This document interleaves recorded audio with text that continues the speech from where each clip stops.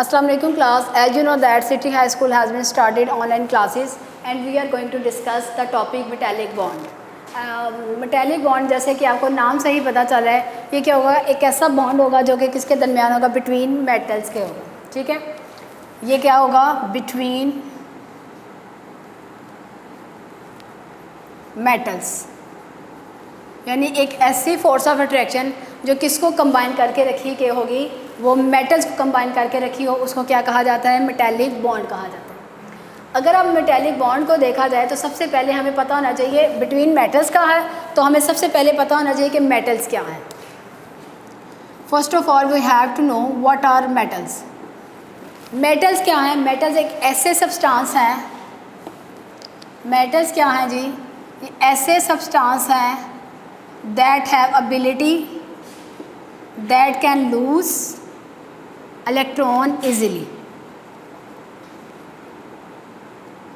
ठीक है, यानी अगर मैं कोई मेटल लिखती हूँ, कोई भी मेटल है, उसमें क्या होगी कि वो इलेक्ट्रॉन को लूज़ करे. आपको पहले भी बताया था, जब भी कोई एटम जो सा है वो इलेक्ट्रॉन को लूज़ करता है तो इसके ऊपर चार्ज कौन सा आता है, उसके ऊपर पॉजिटिव चार्ज आता है. जितने नंबर ऑफ़ इलेक्ट्रॉन वो लूज़ करेगा उतने ही नंबर ऑफ़ इलेक्ट्रॉन उसके ऊपर, उतने ही नंबर ऑफ़ चार्ज उसके ऊपर आ जाएगा. फॉर एग्जांपल सोडियम अगर एक इलेक्ट्रॉन लूज़ करता है तो सोडियम के ऊपर कौन सा चार्ज आता है, प्लस, एक प्लस. और अगर मैग्नीशियम है, मैग्नीशियम 2 इलेक्ट्रॉन को लूज़ कर सकता है तो उसके ऊपर चार्ज क्या आता है, +2. अब मेटल्स अगर इलेक्ट्रॉन को लूज़ करती हैं तो ये क्या प्रोड्यूस करती हैं, कैटायन प्रोड्यूस करती हैं एंड ये इलेक्ट्रॉन को प्रोड्यूस करती हैं. अब अगर हम लोग देखें तो मेटल्स की हम लोग कुछ प्रॉपर्टीज़ पढ़ेंगे कि मेटल्स में कौन कौन सी प्रॉपर्टीज़ होती हैं. फिर जब हम इसकी बॉन्डिंग पढ़ेंगे तो उससे हमें आइडिया हो जाएगा कि ये प्रॉपर्टीज़ की क्यों है. सबसे पहले हम ये कहते हैं कि मेटल्स का मेल्टिंग पॉइंट और इसका बॉइलिंग पॉइंट जो है वो ज़्यादा होता है. मेटल्स का मेल्टिंग पॉइंट भी ज़्यादा होता है और इसका बॉइलिंग पॉइंट भी ज़्यादा होता है. सेकंड हम लोग ये कहते हैं these are good conductor of heat and electricity.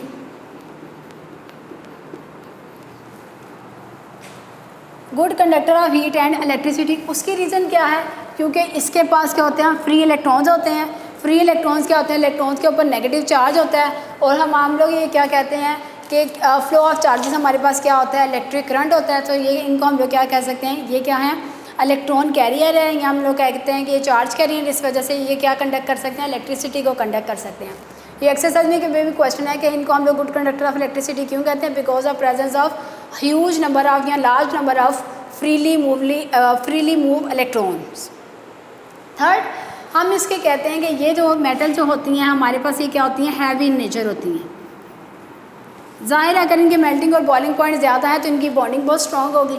अगर इनकी बॉन्डिंग बहुत ज़्यादा स्ट्रॉन्ग है तो इट मीन्स दैट कि ये क्या होती हैं, हैवी इन नेचर्स होती हैं. अब हमारे पास ये इसकी आ गई कुछ प्रॉपर्टीज़. ठीक है, हमने मेटल्स पढ़ लिया. अब मेटेलिक बॉन्डिंग के लिए आपको सबसे पहले जो चीज़ हम लोगों ने ये देखनी है, हम लोगों ने कहा ये बिटवीन मेटल एटम्स होता है. तो बिटवीन मेटल एटम, क्या ये मेटल एटम डिफरेंट भी हो सकती हैं, नहीं. अगर आप देखें तो metallic bond same type of metals के दरमियान होते हैं. फॉर एग्जांपल मैं ये कहती हूँ कि ये जो उनसे हमारे पास एक मेटल है, आप देखें कॉपर वायर है. हमारे घरों में जो ये इलेक्ट्रिसिटी के लिए जो वायर गुजरती है, ये क्या होती हैं, कॉपर वायर होती है ना. अगर हम कॉपर वायर को देख लें तो कॉपर वायर क्या करती है, आपको अभी बताया कि कॉपर क्या मेटल है, मेटल में क्या एबिलिटी है कि इलेक्ट्रॉन को लूज़ करे और लूज़ करने के बाद ये क्या करे जी, डिफरेंट इलेक्ट्रॉन को रिलीज़ कर देगा. ये इस मेटल ने, कॉपर की मेटल ने इलेक्ट्रॉन को रिलीज़ कर दिया. अगर आप इस चीज़ को देखें तो ये जितनी भी मेटल्स हैं, ये सारे जितने भी ये हमारे पास पॉजिटिव मैंने शो किए हैं, ये सब कौन से एटम्स हैं, ये सब के सब जो है वो कॉपर के एटम हैं. इट मीन्स दैट कि इसमें हमारे पास मेटेलिक बॉन्ड में जो मेटेलिक बॉन्डिंग है, अगर हम इसको मेटेलिक बॉन्ड को अगर हम लोग डिफ़ाइन करें तो हम लोग ये कहते हैं बॉन्ड फॉर्म्ड बिटवीन मेटल्स.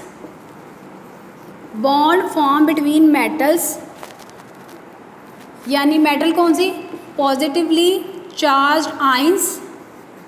बताया ना, ये positively charge ions due to, किसकी वजह से? Due to freely move, due to mobile या फ्री इलेक्ट्रॉन्स। मोबाइल क्यों कहा कि इधर उधर मूव कर सकते हैं, इसलिए इनको क्या कहा? मोबाइल इलेक्ट्रॉन्स कहा।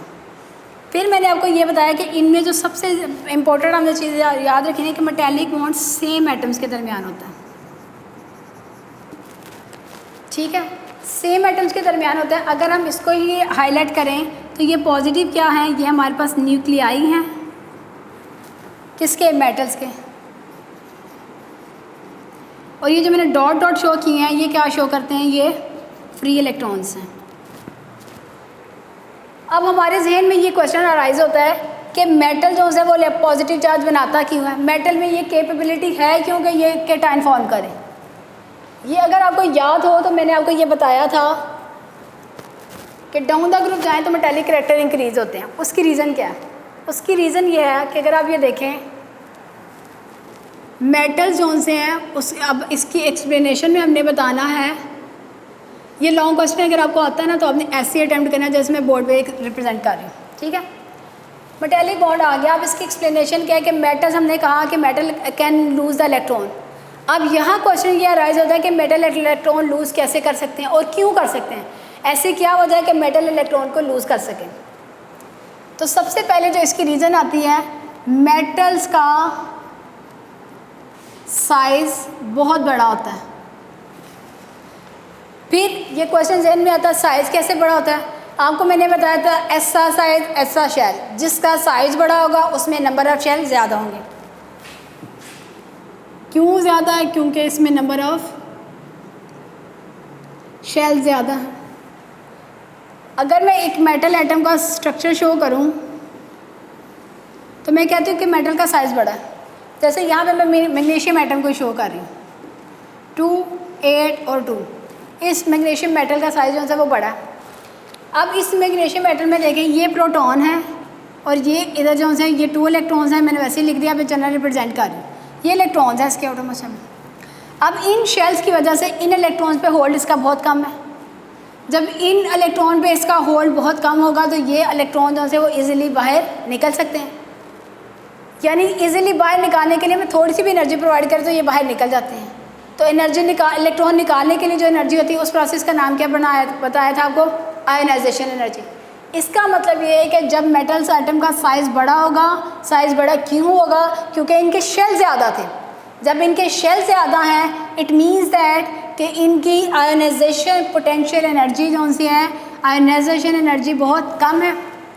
जब इनकी आयोनाइजेशन एनर्जी कम है इट मीन्स कि हम लोग इससे क्या कर सकते हैं? कैटायन ज़्यादा से ज़्यादा बना सकते हैं। जब कैटायन ज़्यादा बनेंगे, जितने ज़्यादा कैटायन बनेंगे उतने ही ज़्यादा हमारे पास नंबर ऑफ़ इलेक्ट्रॉन रिलीज़ होंगे। जब नंबर ऑफ़ इलेक्ट्रॉन ज़्यादा इंक्रीज़ होंगे तो उतने ही ज़्यादा ये क्या बन जाएंगे? Good conductor of heat and electricity. ठीक है, अब हम लोग ये कहते हैं कि हमारे पास जौन सा है होता क्या है, इस बॉन्डिंग के अंदर होता क्या है। अब मैं एक डायग्राम के थ्रू आपको एक्सप्लेन करती हूँ तो आपको ज़्यादा क्लियर हो जाएगा। मैंने आपको ये बताया कि हमारे पास ये डिफरेंट न्यूक्लियाई हैं मेटल एटम्स के, और ये सबमर्ज्ड है। सबमर्ज्ड यानी धंसे हुए हैं। सी ऑफ फ्री इलेक्ट्रॉन, यानी बहुत से फ्री इलेक्ट्रॉन्स के अंदर ये न्यूक्लियाई क्या हैं? सबमर्ज्ड हैं। इस बॉन्डिंग की सबसे इम्पोर्टेंट जो खासियत ये है कि कोई भी एटम जो कोई भी फ्री इलेक्ट्रॉन है ना, से फॉर एग्जांपल इस ये वाला जो हमारे पास एक मैंने एक सर्कल किया है, ये एक एटम ने जो इलेक्ट्रॉन रिलीज़ किया था ना, ये ज़रूरी नहीं कि ये सिर्फ इसी का पार्ट हो।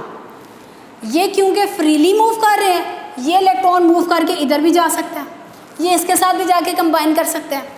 तो चूँकि ये इलेक्ट्रॉन जो से हैं वो फ्रीली मूव है तो हम ये स्पेसिफाई नहीं करते कि किस एटम ने कौन सा इलेक्ट्रॉन फ्रीली जो है वो कौन सा इलेक्ट्रॉन लूज़ किया है और किसके साथ बॉन्ड बनेगा।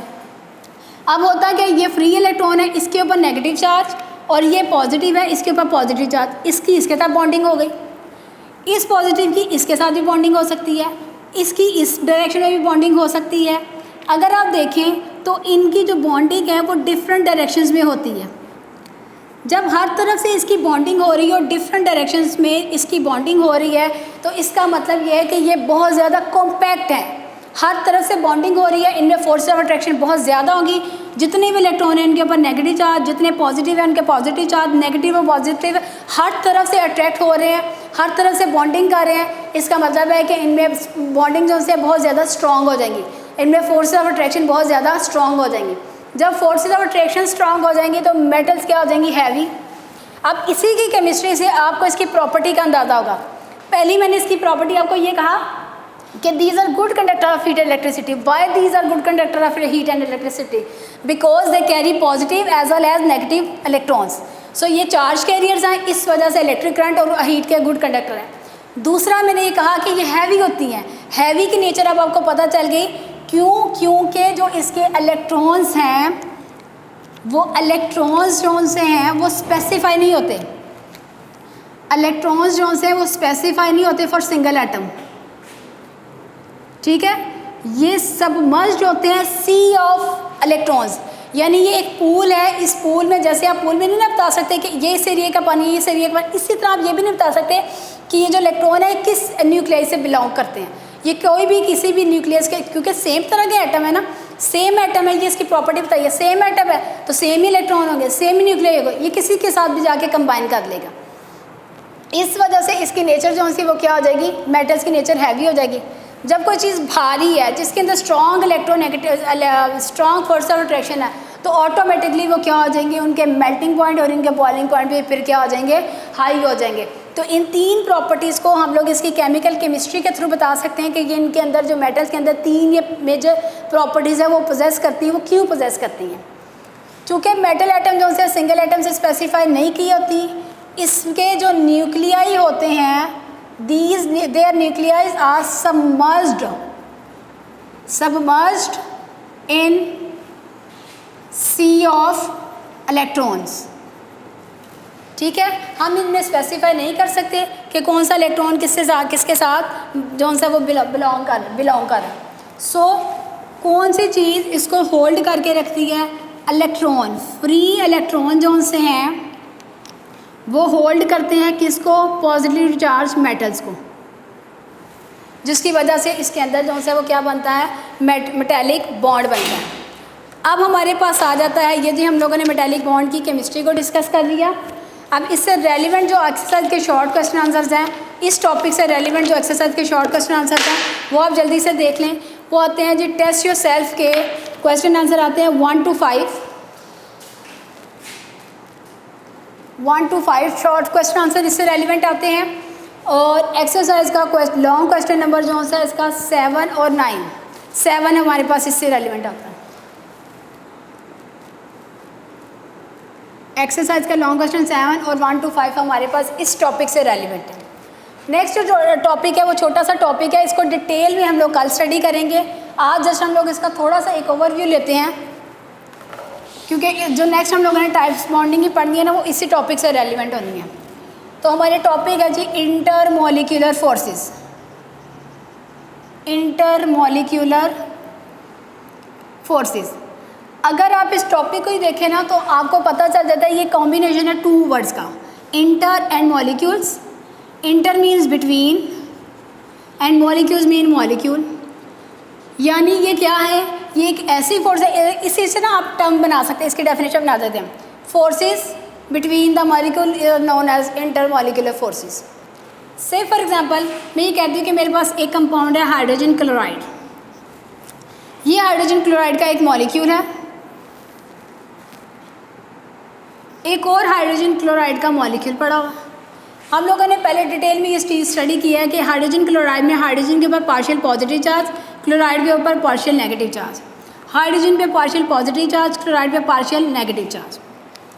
अब इसके ऊपर पार्शियल नेगेटिव चार्ज आता क्यों है, क्योंकि इसके ऑटोमोस्ट शेल में होते हैं 7 इलेक्ट्रॉन, तो इसकी जो इलेक्ट्रॉन डेंसिटी है वो क्या होगी, ज़्यादा होगी। और इसके इलेक्ट्रॉन के पास सिर्फ एक इलेक्ट्रॉन है और इसकी डेंसिटी क्या होगी, कम होगी। अब जब इसके ऊपर ये इसकी डेंसिटी ज़्यादा इलेक्ट्रॉन को अपनी तरफ खींचेगा तो इसके ऊपर एज अ रिजल्ट कौन सा चार्ज आ जाएगा, पार्शियल नेगेटिव, और इसके ऊपर आ जाएगा पार्शियल पॉजिटिव। अगर आप ACl के मॉलिक्यूल को देखें तो मैंने 2 तरह की चीज़ें शो की। एक मैंने बॉन्ड शो किया स्ट्रेट लाइन से जो शो कर रहा है कोवेलेंट बॉन्डिंग को, और हाइड्रोक्लोरिक एसिड के अंदर कौन सा बॉन्ड होता है, पोलर कोवेलेंट बॉन्ड, ठीक है। ये कल आपको बताया था कि पोलर कोवेलेंट को बॉन्ड किसके दरमियान बनेगा, two different atom which have different electronegativity, उनके ऊपर कौन सा चार्ज होता है, उनके ऊपर partial positive partial negative charge होता है। अब होता क्या है कि एक मॉलिक्यूल में एक वो फोर्स होती है जो एटम्स को कंबाइन करती है, उसको हम कहते हैं केमिकल बॉन्ड। ये पढ़ाया था ना कि केमिकल बॉन्ड क्या है, वो फोर्स जो कि डिफरेंट एटम्स को कंबाइन करके रखे, उसको क्या कहा जाता है, केमिकल बॉन्ड कहा जाता है। जबकि एक और फोर्स होती है जो दो मॉलिक्यूल्स के दरमियान होती है, इसको कहा जाता है इंटर मॉलिक्यूलर फोर्स। अगर आप इनकी अपीयरेंस से देखें तो आपको एक आइडिया हो जाएगा, इसको स्ट्रेट लाइन सिंगल लाइन से शो किया है, इसको डॉटेड लाइन से शो किया है। इसका मतलब है कि जो इंटरमॉलिक्यूलर फोर्स क्या है वो एक वीक फोर्स है, जबकि जो केमिकल बॉन्ड है हमारे पास ये एक स्ट्रॉन्ग फोर्स होती है। और इस केस में ये और भी स्ट्रॉन्ग होगी क्योंकि ये पॉजिटिव और negative, partial positive partial negative के दरमियान है। अगर हाइड्रोक्लोरिक एसिड के केस में अगर हम लोग देखा जाए तो हाइड्रोक्लोरिक एसिड में अगर ये हमारे पास दो हाइड्रोजन क्लोराइड हैं, for example HCl dot HCl, अगर मैं ये वाली फोर्स ब्रेक करना चाहती हूँ तो इसके लिए हमें एनर्जी प्रोवाइड करनी पड़ेगी 17 किलो जूल। आपको इस नंबर अमाउंट ऑफ एनर्जी से ये आइडिया हो जाएगा कि ये क्या है, ये एक वीक फोर्स है। कौन सी वीक फोर्स है, इंटरमॉलिक्यूलर फोर्स एक वीक फोर्स है। जबकि अगर हम 1 मोल ऑफ हाइड्रोक्लोरिक एसिड को 1 मोल ऑफ HCl को हम लोग इस यानी हाइड्रोजन को लहदा क्लोरीन को लहदा इस बॉन्ड को ब्रेक करना चाहते हैं तो इसके लिए हमें प्रोवाइड करनी पड़ती है 430 किलो जूल एनर्जी। तो इससे आपको एक आइडिया हो जाएगा कि ये हमारे पास क्या है, जो इंटरकेमिकल बॉन्ड की फोर्स होती है ये हमारे पास कौन सी फोर्स है जी, ये हमारे पास एक स्ट्रॉन्ग फोर्स है। एक्सरसाइज का क्वेश्चन नंबर जो है वो 5B इसका है, इसमें ये पूछा गया डिफाइन इंटरमॉलिक्यूलर फोर्स। तो आप ये कह सकते हैं relatively weak force between the molecule is known as intermolecular force. और इंटरमॉलिक्यूलर फोर्स में मैंने आपको बताया कि अगर ये एक वीक फोर्स है और वीक फोर्स है इसकी फिर आज आप पहले इसकी डेफिनेशन लिखेंगे, फिर आप ये इस इक्वेशन के थ्रू बताएंगे कि रिप्रेजेंट करना है, एरो साइन के थ्रू बताएंगे कि ये इंटरमॉलिक्यूलर फोर्सेस है, इसको रिप्रेजेंट किया जाता है डॉट्स के साथ। जबकि केमिकल बॉन्ड को हम लोग किससे रिप्रेजेंट करते हैं, एक सिंगल लाइन के साथ रिप्रेजेंट करते हैं। अगर हम 1 मोल ऑफ हाइड्रोजन क्लोराइड को इसके एटम्स में ब्रेक करना चाहते हैं तो हमें कितनी एनर्जी प्रोवाइड करनी पड़ती है, 430 किलो जूल। और अगर हमारे पास HCl जो कि लिक्विड फॉर्म में है, इसको मैं कन्वर्ट करना चाहती हूँ गैस की फॉर्म में, तो तब हम लोगों को कितनी एनर्जी प्रोवाइड करनी पड़ती है जी, 17 किलो जूल। आज तक का हमारा टॉपिक जो है वो इतना ही था। ये मेटेलिक बॉन्ड वाला क्वेश्चन बहुत इंपॉर्टेंट है पेपर पॉइंट ऑफ व्यू से, ये काफ़ी बार पेपर में जो है आ चुके हैं और ये इंटरमॉलिक्यूलर फोर्सेस भी डेफिनेशन जो है वो काफ़ी बार पेपर में आ चुकी है।